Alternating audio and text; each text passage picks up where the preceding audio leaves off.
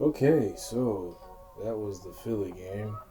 Um, yeah, cheesesteak is really tough. Am I right?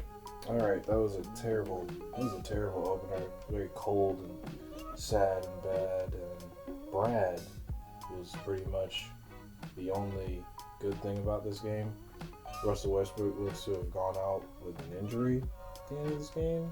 So, to make a downfall, just feel worse because this game was just kind of it's kind of what I expected. It mirrored the first game against Philly in a lot of ways, where we were aggressive, trying to double team Embiid and get the ball out of his hands, but it didn't really help because he's passing out of those double teams and he's finding the open shooters, and we're not quick enough to close out on those shooters. So of course, Seth Curry has 30 points, 28 points, very career high game for him.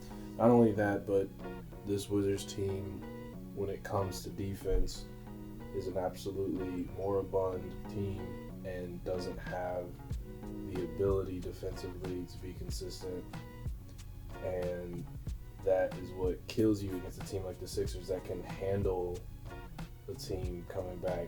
To my surprise, the Wizards did actually manage to come back and make this game interesting, even taking the lead at one point. But there wasn't this kind of confidence that I think other teams have. And on top of that, Bradley was quite literally our only bit of offense that we had to take out because at some point he had to get some rest, or at least I'm sure that's what Brooks's idea was when he took him out at that point. So yeah, we lost this game by about like 6-7 points, but we had already been down so many points that I'm sure the potential excuse can be, hey, well they weren't, they were tired, but Bradley was literally he was our only source of offense. He's got literally our only source of offense, scoring 60 points. I think he got just to 60. He missed a few shots towards the end trying to help us come back again after the Sixers went on a 7-0 run. And it was funny because this is like the one time I think the three-guard lineup actually, I can't believe I'm begrudgingly saying it, but it kind of worked. That doesn't mean it's going to work all the time, and that shouldn't instill any confidence in Scott Brooks just because our guards hustled on defense for a couple possessions. I think when it comes to this game, it just kind of shows the highs and lows of the Wizards. So, looking at the offense with Russell, before this, I had said that Scott Brooks isn't helping maximize Russell's remaining abilities by having a lack of spacing. And with this game, that argument is kind of wrong, or just it's definitely not as strong as it was prior, because a lot of the times in this game, Russ kind of seems like he was trying to take a momentum shot rather than a good shot, a shot that he's good at. It felt like he would. It's like the Jordan meme, and I took that personally, but not in the Curry sense, where Curry can take something like Steph Curry can take something personally and like basically melt the entire floor with his flamethrowing, while Russ, when he would take something personally, he tries to score and it's just a brick. The nickname West Brick does exist for a reason, and his tendency to take some really frustrating shots during this game was very unhelpful to any of the momentum. Yeah, he made like 1 or 2 threes, but overall his tendencies definitely hurt this team when those shots don't go down. So I'm just disappointed. I'm not saying that, oh, Russ is bad, trade Russ, all that stuff, because he does have a positive effect on this team.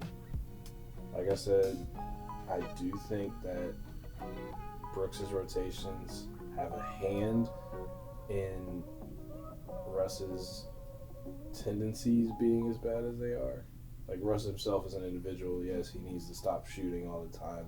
But if you don't space the floor for him, he's gonna do that. And apparently, those post touches, or he's trying to post up people, they're manufactured. And I don't know about that because he hasn't been finishing at the rim either. Right now, through just the 4 or 5 games we've had, Russ hasn't been looking really good. Wall trade's looking a little bit iffy right now. That could be just, again, recency bias. Like Wall and the Rockets look really good, and the Wizards look really bad at the moment. But there's not many indicators that make me look at this Wizards team and go, they could be really good. You know, I used to think I was like, am I just crazy? Am I crazy for being like cynical as I am about the Wizards? And then I remember why I am. You know, people were hyping up Thomas Bryant. He, like I said, I think personally he's a good big man. I just don't think he's a starting caliber center. That's just me personally. I think that he has a lot of good scoring touch, and when he hustles, he can play stout. But after Embiid figured him out, Embiid just toasted him. And okay, Embiid's one of the best big men in the NBA, so okay, fine. Then it's not as bad then, right? Because Embiid, you know, is really good. But our defense just got eaten alive. And it wasn't even by Embiid. Embiid's just throwing it out. It seemed like every time the Sixers swung the ball, then it was a wrap. Because our defense just got completely just and couldn't handle any kind of ball movement. We lost this game. Our defense is bad. Brad is really good, and I hope he doesn't leave. But games like these would not make me blame him, honestly. And now something might be up with Russ's hand. So we got a Russ injury. Bradley basically going supernova, which I actually had basically said he's going to have to do since apparently no one else could score. Because that's another thing. Bertans is still not throwing a flamethrower. He's not like lighting everyone on fire like he was last year. And since he is one of our only forms of floor spacing, if he can't shoot, it is basically just Brad out there. It's just Brad. And this is last year. These are last year's Wizards with like a couple new faces. It's not good. Again, I'm not saying that I want the Wizards to be doing badly or that we're just gonna keep being trash. But tonight was not a good indicator. And it feels like these Wizards are not far away from what they were last year. And that's very disappointing to say, especially with it being only, 7 games in now? But it's the truth. So, I don't even know who the next game is against. I kept meaning to look it up.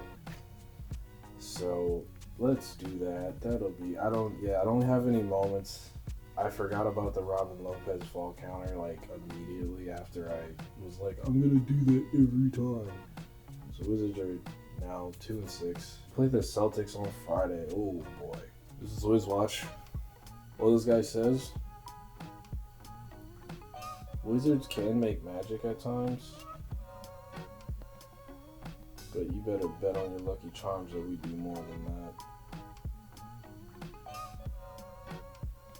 Because we're going to need at least 5, 6 4-leaf clovers. 5 or 6.